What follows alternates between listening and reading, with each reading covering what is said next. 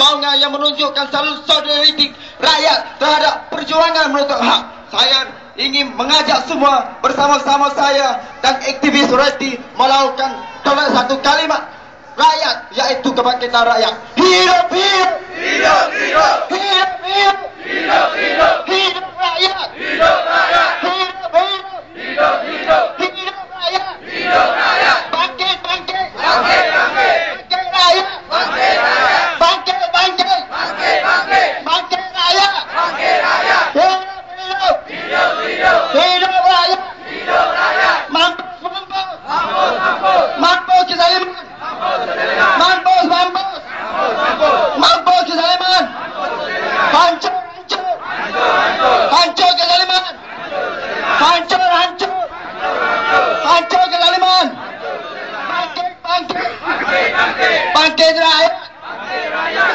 Assalamualaikum warahmatullahi taala wabarakatuh. Terima kasih, boleh duduk.